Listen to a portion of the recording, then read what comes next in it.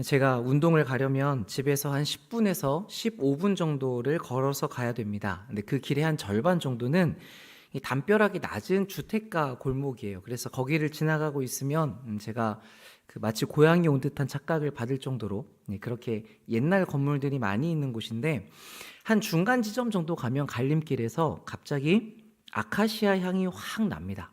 그래서 그때 고개를 딱 들어보면 그 어떤 집 담 너머에 이 아카시아 나무가 있는 것을 보게 되죠. 그러니까 지나가면서 향을 통해서 우리는 나무가 있는 줄을 알죠. 근데 또 한 가지는, 그 길에 제가 운동을 가는 그 시간에 꼭 쓰레기차가 지나갑니다. 근데 그 쓰레기차가 쓰레기를 계속 실잖아요. 그러니까 저랑 거의 템포가 비슷해요. 그래서 쓰레기차가 지나가면 이제 쓰레기 향이 난다. 또 그 얘기를 우리가 또 생각하게 되죠. 죽은 나무는 향기가 없지만 살아계신 예수님은 향기가 있으십니다. 그 예수님의 향기가 누구냐면 바로 우리들이라고 말씀을 나누었습니다. 여러분 한 주, 두 주간 이제 지내시면서 이 사실을 기억하면서 지나셨습니까?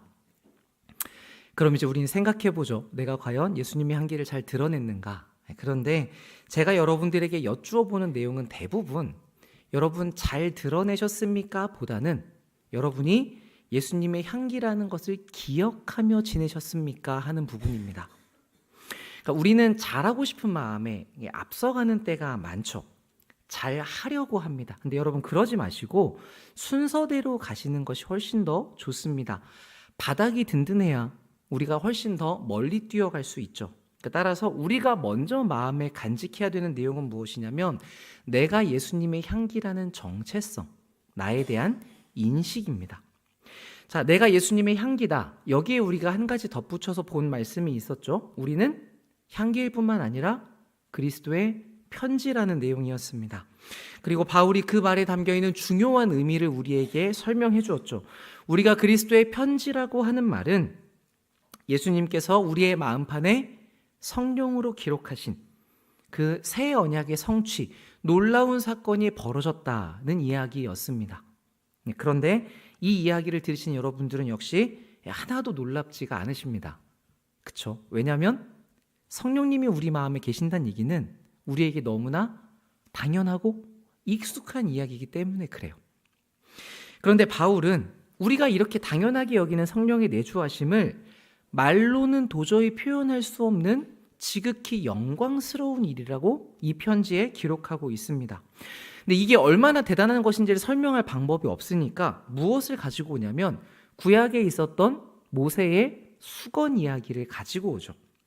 모세가 시내산에서 하나님의 율법을 받아서 내려왔을 때 하나님과 가까이 있었던 사건으로 인해서 얼굴에 빛이 나서 수건으로 가린 일이 있었습니다. 그러니까 세상에 살면서 우리가 이 사건에 비교할 만한 영광이 있을까? 하나님의 영광을 드러낸 사건이 또 있었는가 살펴보면 거의 견줄 만한 일이 없는 대단한 일이라고 볼 수 있죠. 그런데 왜 이 사건이 대단한 영광을 드러내고 있느냐 하면, 모세의 얼굴에서 빛이 났다, 신기한 일이 벌어졌다, 이 정도가 아니기 때문입니다. 여러분, 그 모세가 율법을 가지고 내려왔던 상황이 어떤 그 상황이었습니까? 이스라엘 백성들이 금송아지를 섬겨가지고 이미 첫 번째 돌판을 깨버렸단 말이에요. 그때 하나님이 얼마나 화가 나셨냐면, 다 치워버리고 모세 너랑 내가 다시 민족을 꾸려서 시작하자, 이렇게 말씀하실 정도였습니다. 그러니까 이 이스라엘 백성들이 하나님의 진노를 사서 그들의 죄 때문에 멸망당할 위기에 있었는데, 그때 모세가 간구했고 하나님께서 자비하심을 드러내셨죠. 그래서 이스라엘 백성들이 진멸되지 않고 다시금 하나님의 인도를 받을 수 있었단 말입니다. 그러니까 이 장면은 어떤 장면을 얘기하냐면, 단지 율법을 받아왔다 정도가 아니라 하나님께서 다시금 그들의 죄를 용서하셨고 간과하셨고, 그래서 그들에게 하나님의 백성답게 살 수 있는 기회를 다시 제공하셨다라는 아주 유의미한 상황에 있습니다. 그 모든 내용을 어디에 담고 있냐면, 그 중재자가 되었던 모세의 얼굴에서 빛이 났다, 이 영광 안에 그 모든 사건을 담아내고 있죠. 그러니까 성경에서 이 영광이라는 말은 이 하나님에 대해서만 쓰이는 표현이거든요. 그러니까 이것을 여러분들이 고려하신다면 이 사건은 하나님과 가까웠던 모세를 통해서 하나님의 영광이, 하나님의 자비와 오래 참음과 사랑이 드러난 사건이라고 볼 수 있습니다. 그래서 바울이 이 사건을 대단한 영광이었다라고 말을 해요. 그런데 그 뒤에 뭐라고 이야기하냐면 그것과 비교해서 우리에게 벌어진 일을 말하죠. 그게 3장 10절의 말씀입니다. 영광되었던 것, 모세가 겪었던 그 영광스러운 일이 더 큰 영광으로 말미암아서 이에 영광될 것이 없다. 그 대단한 모세의 사건을 아무것도 아닌 것으로 만들어버릴 정도로 우리에게 이루어진 예수 그리스도의 사건은 비할 수 없는 일이라는 표현입니다. 그러니까 우리에게 일어난 새 언약의 완성, 여러분의 마음에 성령께서 계시다는 것은, 그래서 우리가 그리스도의 편지가 되었다는 사실은 이전의 어떤 것보다도 비교할 수 없는 훨씬 더 큰 영광이라는 것이죠. 자, 그렇다면 우리는 지금 바울이 하는 얘기와 우리가 하는 얘기가 같은 얘기죠. 성령님께서 우리 안에 내주하신다. 그런데 왜 바울이 느끼는 영광의 온도와 우리가 생각하는 영광의 온도가 차이가 있는지를 생각해 볼 필요가 있을 것입니다. 자, 예전에 유행했던 것 중에 그 뇌 구조 그리기라는 그림이 있습니다. 보셨는지 모르겠는데 빈칸에 요즘 자기가 가장 많이 하는 생각이 무엇인지를 그 크기에 맞춰서 적어 보는 것이죠. 그래서 직장인들의 경우에는 뭐가 제일 큰 자리를 차지하겠습니까? 퇴근하는 게 가장 큰 자리를 차지합니다. 그리고 빨리 끝내야지가 두 번째, 세 번째는 점심 뭐 먹지 이 정도가 됩니다. 그리고 일에 대한 생각은 보이시나요? 저기 콩할 만한 그 업무 생각이라고 적혀 있죠. 그 정도 하고 또 졸려 빨리 끝내면 좋겠다 이런 일들이 많이 있습니다. 이렇게 이제 직장인들의 생각 우리가 볼 수 있는데, 자, 마찬가지로 여기에 대해서 우리가 주제를 교회라고 한다면, 그러면 여러분은 교회에 대한 생각을 이 빈칸에 어떻게 채워 가시겠습니까? 각자 생각하시는 바가 좀 다르겠지만 그래도 요즘에 우리 교회가 이제 같이 통독을 진행하고 있으니까 성경 읽기도 어느 부분을 차지할 거고, 또 기도하는 부분도 차지를 하시겠죠. 또 맡고 있는 일들에 따라서 헌금, 주방 봉사, 꽃꽂이, 찬양대 이런 내용도 이 안에 들어갈 수 있을 겁니다. 그러니까 여러분이 생각나시는 몇 가지 떠오르는 키워드를 적으셨다라고 한다면, 그러면 한번 살펴보십시오. 그 칸 안에 믿음이나 소망이나 사랑이라는 단어도 있으십니까? 기쁨이나 감사, 헌신이나 충성과 같은 단어도 찾아볼 수 있을까요? 심지어는 고난이나 인내와 같은 단어도 그 안에 자리하고 있으십니까? 주제가 교회라고 할 때 우리가 어떤 해야 할 일들보다는 이런 가치들, 원리들이 먼저 떠오를 수 있으면 좋을 것 같습니다. 그러니까 다른 우리가 하는 일들은 다 그걸 바탕으로 해서 나오는 결과들이잖아요. 그래서 제가 여러분들에게 어떤 봉사나 일을 반드시 해야만 하는 것은 없다라는 말씀을 이제 종종 드리고 있죠. 우리가 더 사랑할 수 있다면, 더 하나님을 잘 예배할 수 있다면, 하나님 보시기에 이게 더 좋은 것 같다면 때로는 하는 걸 선택할 수도 있고, 때로는 하지 않는 것을 선택하는 것이 더 옳을 테니까요. 자, 그러면 여러분들이 이 이야기에 동의가 되신다면 다시 한번 그 구조를 적어본다고 하면 이제는 어떤 가치들로 채워가실 겁니다. 사랑은 당연히 있을 것 같고, 또 헌신, 기쁨 또는 온유나 절제, 상대방을 배려하는 말과 행동, 이런 것들이 담길 수 있겠죠. 자, 그러면 이제 살펴보셔야 되는 게 핵심입니다. 여러분이 적으신 그 단어들 안에 영광이라는 말도 들어 있습니까? 우리는 신앙생활을 하면서 이 영광이라는 부분을 과연 얼마나 생각하고 지낼까요? 지난 한 주 우리는 고난주간 특세를 통해서 예수님의 십자가에 집중했었습니다. 여러 가지로 그 십자가를 묵상하셨을 텐데, 거기서 한 가지, 그 십자가 안에 담겨 있는 영광이라는 내용은 혹시 놓치지는 않으셨습니까? 지난 주일날 우리가 예수님의 부활을 기뻐했죠. 예수님께서 죽음을 이기심으로 우리의 영원한 생명이 되셨다는 걸 우리가 예배로, 또 큰 칸타타의 찬양으로 높여드렸습니다. 자, 그래서 우리가 이제 더 이상 죽음을 두려워하지 않는 삶을 살게 됐는데, 그렇다면 여러분, 그 부활에 넘쳐나는 우리 예수님의 영광 또한 충분히 바라보셨습니까? 그렇게 우리가 예수님의 십자가의 영광, 그 부활의 영광에 감탄하며 그 영광을 우리가 바라보고 누리고 소유하게 되었다는 사실로 인해서 여러분의 마음이 깊은 곳으로부터 벅차오르는 경험이 있으셨습니까? 우리는 예수 그리스도께서 모든 영광을 얻으셨다라고 하는 말에는 다 동의합니다. 그런데 그 영광이 나에게 미치는 영향은 없는 것처럼 살아갈 때가 참 많이 있죠. 그런데 우리가 예수님의 몸이라고 한다면 당연히 우리도 그 영광에 포함되는 사람들이지 않겠습니까? 그래서 바울은 디모데후서 2장 10절 말씀에서 이렇게 이야기합니다. 그러므로 내가 택함 받은 자들을 위하여 모든 것을 참는 이유는 그들도 그리스도 예수 안에 있는 구원을 영원한 영광과 함께 받게 하려고 하기 때문이다. 아멘. 여러분, 성도는 간신히 구원을 얻어서 이 땅에서 죄에 눌리며 근근히 살아가다가 죽은 뒤에야 천국에 이르러서 영광을 누리는 사람들이 아닙니다.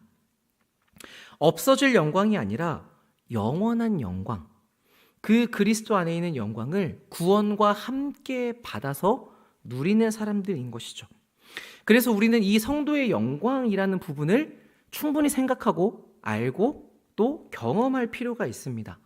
그러면 우리가 이 영광을 아는 것이 어떻게 가능한가? 바로 여러분의 마음에 두신 성령님을 통해서 가능한 것이죠. 로마서 8장 14절 말씀입니다. 누구든지 하나님의 성령의 인도를 따라 사는 사람은 하나님의 자녀입니다. 여러분이 받은 성령은 여러분을 다시 노예로 만들어서 공포로 몰아넣으시는 분이 아니고 여러분을 하나님의 자녀로 만들어 주십니다. 그래서 우리가 그 성령님 때문에 하나님을 아빠, 아버지라고 부를 수 있는 것이죠. 16절, 바로 그 성령께서 우리가 하나님의 자녀라는 것을 증명해 주십니다. 또 우리 마음속에도 그 확신이 있습니다. 자녀가 된다면 또한 상속자도 되는 것입니다.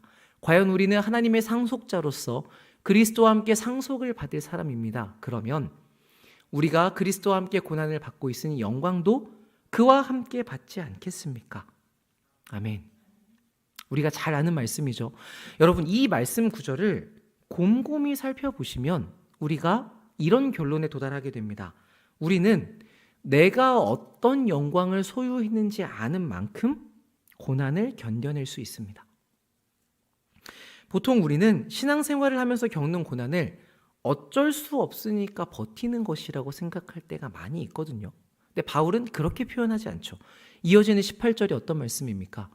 장차 우리에게 나타날 영광에 비해 보면 지금 겪고 있는 이 고통은 아무것도 아니라는 것이죠. 실제로 우리가 겪는 고통이 아무것도 아닐 수 있습니까? 그렇진 않잖아요. 참 힘든데, 그런데 앞으로 나타날 그 소유한 영광이 너무나 커서 거기에 비유해 보면 이 고통은 아무것도 아니라고 이야기합니다. 이것을 앞에서는 모세의 영광에 드러났던 것도 아무것도 아니게 만들 정도라고 표현했던 것과 비슷하죠. 그래서 우리는 고난이 우리의 삶에 왜 찾아오는지 그 의미를 아는 것도 참 중요하지만 그 전에 이 고난과는 비교할 수 없는 우리가 받은 영광의 무게를 아는 것도 필요합니다. 제가 생각할 때는 이 영광을 아는 것이 먼저 와야 합니다. 바울은 이것을 알았기 때문에 고난을 이겨내고 더 나아갈 수 있었던 것이죠. 그러니까 이런 삶의 모습이 3장 12절에서 나타납니다. 우리가 이 같은 소망이 있으므로 담대히 말하노니, 자, 여기서 담대하다라는 표현은 솔직하다라는 뜻입니다. 안에 있는 것을 거리낌 없이 드러낼 수 있다는 것이죠. 제가 청년 사역을 하다 보면 우리 청년들에게 솔직하게 말해야 되는 때가 있습니다. 돌려 말하면 잘 못 알아듣거나 또는 알고 있는데도 잘 안 하는 경우가 있기 때문이죠. 그 중에 하나가 무엇이냐면 살 빼라고 말하는 겁니다. 네. 제가 먼저 잘해야 되는 일이 맞는데 그래서 제가 애들한테 해라라고 하지 않고 같이 하자라고 이야기를 합니다. 근데 제가 아이들에게 그 말을 하기가 쉽거나 편할까요? 여러분들 지금 마음에 느끼시는 감정이 있으실 텐데 저도 아이들에게 이 말을 하면 난리가 납니다. 특히 여자 청년들은 매우 예민하죠. 그래서 제가 그렇게까지 반응이 올 줄은 생각을 못 했는데 이 얘기를 꺼냈다가 몇 번 싸웠습니다, 아이들하고. 그래도 우리 청년들은 착하죠. 밖에서 그랬다가는 신고가 들어갈 수 있는데 우리 청년들은 그렇게 하진 않으니까. 그래서 이 이야기를 꺼내는 게 저에게도 담대함이 필요한 이야기입니다.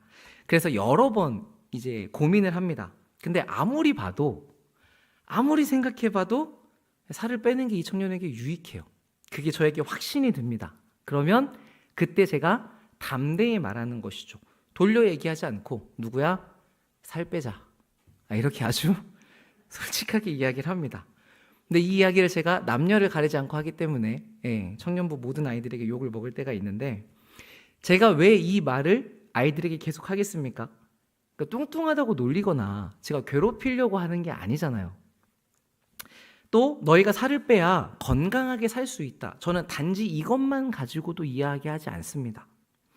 그것도 당연히 있겠지만 표현이 좀 그렇지만 이 살을 빼는 일이 인격적인 훈련과도 관계가 있어서 그렇습니다. 왜냐하면 이 일을 할 때는 이 말을 듣기가 너무 불편하고 싫은데 그 지적을 사랑으로 받아들이는 일이 먼저 연습이 돼야 되고요. 제가 그 얘기를 했을 때 목사님 배나 보고 말씀하세요. 이렇게 저를 공격하지 않고 자신을 살피고 자기에게 유익함으로 인정하고 받아들이는 일이 필요하고 그래서 삶의 현장으로 돌아가서 자기의 욕심을 절제하고 실제로 싸워가는 일들이 필요하거든요.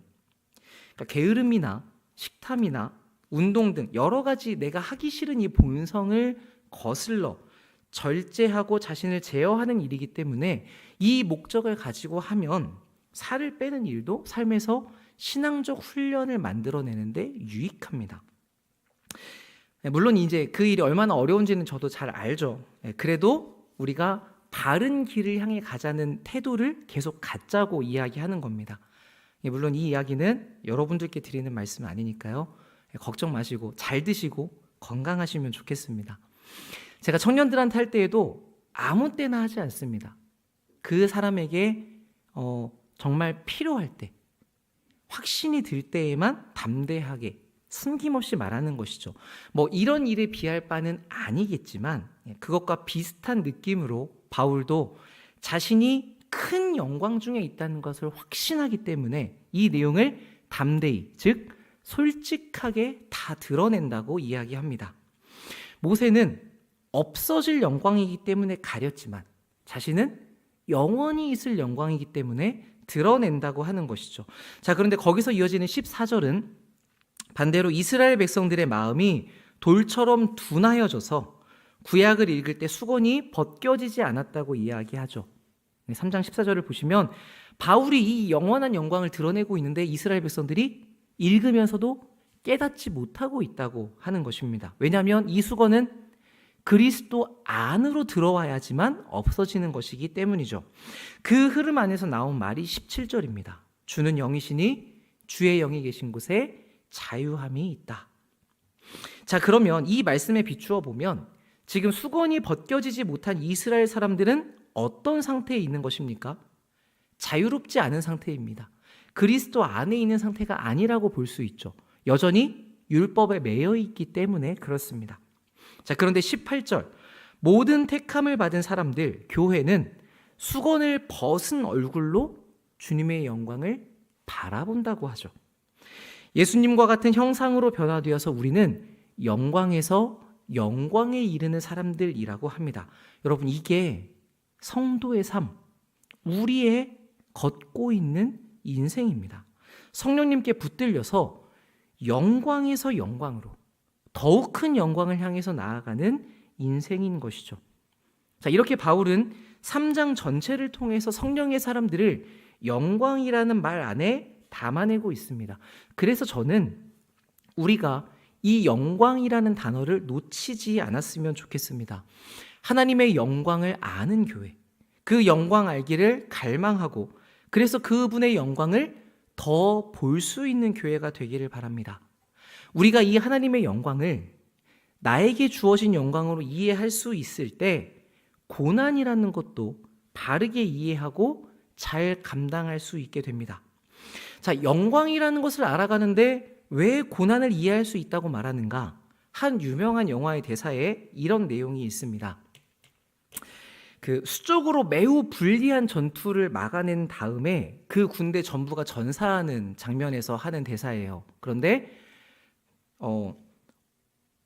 보통 영광이라고 하면 전쟁에서 이기고 승리해서 많은 재물과 칭찬을 얻어야 영광이라고 할 수 있지 않습니까? 그런데 이 군사는 대왕님의 곁에 죽을 수 있어서 영광이라는 표현을 사용합니다. 그리고 그 왕은 내가 그대들과 함께 살아서 영광이었다라고 답해주죠. 많은 것들을 얻어서 내가 원하는 것들을 소유해서 영광이 아니라 내가 정말 존경하는 왕과 함께 할 수 있음이 무엇보다 가장 큰 영광이라고 이야기하는 것입니다. 이 대사의 내용이 여러분 이해되시죠? 네. 우리 다 살면서 짝사랑은 다 한 번쯤 해보셨지 않습니까?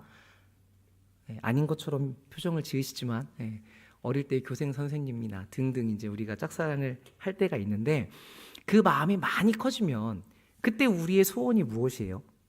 저 사람이 아플 때 약이라도 좀 사다 주고 싶다. 저 사람이 뭔가 우산이 없으면 내 우산이라도 주고 싶다. 그러니까 저 사람을 위해서 뭐라도 조금이라도 해줄 수 있으면 좋겠다. 이게 그때 우리의 가장 큰 바람이지 않습니까? 근데 왜 그렇게 하지 못하고 속이 상해요? 내가 그 사람과 그럴 수 있는 관계가 아니기 때문에. 그러니까 그때 우리의 마음은 이렇게 표현할 수 있죠. 사랑하는 대상을 위해서 어떤 수고라도 할 수 있음을 나의 기쁨이자 명예이자 영광으로 여기는 상태. 자, 여기서 우리는 영광과 고난을 이해하는 한 측면을 발견하게 됩니다. 힘든 일이 지나면 좋은 날이 올 것이다. 고생 끝에 낙이 온다라는 이런 단순한 구조를 넘어서 상대와의 관계 안에서 우리가 이 영광과 고난을 이해할 수 있는 것이죠. 내가 저 사람을 정말 사랑한다면 그 사람을 위해서 내가 수고하고 고생할 수 있다는 것조차 영광일 수 있고, 내가 너무나 고생하면서 내 젊음을 다 바쳐 이 아이를 키웠지만 너와 같은 자녀를 두었다는 게 부모로서 나의 명예일 수 있고, 가난한 부모님 아래서 우리가 고생하면서 자랐을지언정 훌륭한 부모님과 함께 있을 수 있어서 자녀의 자랑일 수 있는 것처럼 우리가 어떤 사람과의 관계 안에서 이 고난을 영광으로 이해할 수 있는 것이죠. 자, 이 마음이 어떤 것인지 여러분이 느끼실 수 있다면 우리는 하나님에 대해서도 그럴 수 있을 것입니다. 신앙생활을 하면서 우리가 여러 어려움을 겪을 때 내가 왜 예수를 믿어서 이 고생을 하는가? 예수님이 없이 살았다면 이렇게 힘든 일은 겪지 않아도 됐을 텐데 싶은 마음이 들 수 있는데, 그래도 고생길 어떡하나, 내가 죽지 못해 천국 갈 때까지 버텨야지, 이렇게 한다면 이거는 그냥 고행밖에 되지 않습니다. 그러면 하나님이 원망스럽고 하나님이 참 싫은 마음이 들 때가 있죠. 근데 이때 여러분 잘 생각해 보시면 그 상황에는 내가 사랑하는 주님을 위해서 이 길을 걷는 게 명예라는 진심이 우리에게 없어서 그럴 수 있습니다. 그래서 우리는 내가 그리스도와 연결된 하나님의 사람이라는 것이 얼마나 큰 영광인가. 예수님의 피로 구원을 얻고, 그래서 성령님께서 영원히 너를 떠나지 않겠다라고 우리 안에 아예 자리를 잡으시는 것이, 그래서 하나님의 사랑을 받는 자녀가 되었다는 사실이 얼마나 큰 명예인지를 흔들리지 않을 만큼 깊이 알아갈 필요가 있는 것이죠. 그렇지 않으면 우리는 세상을 살면서 우리의 영광을 사람들의 칭찬이나 인정, 많은 재물이나 보상 같은 데서 얻으려고 하게 될 것입니다. 이건 다 무엇이냐면 내가 높아지려고 하는 길이고, 또 다 없어질 헛된 것을 추구하는 길이죠. 그래서 진짜 영광과 명예는 조금도 얻지 못하는 그런 역설적인 인생을 살아가게 됩니다. 자, 반대로 이 내용을 아는 사람은 결코 낙심하지 않죠. 그리고 이 영광을 향해서 누구보다 올바른 길을 걸어갑니다. 그게 4장 1절의 말씀입니다. 그러므로 우리가 이 직분을 받아 긍휼하심을 입은 대로 낙심하지 아니하고 이에 숨은 부끄러움의 일을 버리고 속임으로 행하지 아니하며 하나님의 말씀을 혼잡하게 하지 아니하고 오직 진리를 나타내므로 하나님 앞에서 각 사람의 양심에 대하여 스스로 추천하노라.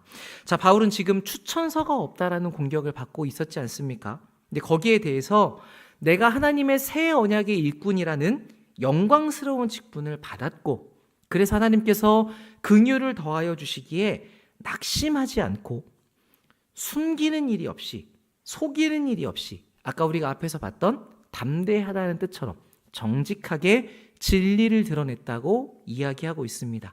그래서 하나님 앞에서 또 여러분들의 양심에 대해서 물어봐도 내가 한 사역이 떳떳하다라고 자신을 변호하고 있는 것이죠.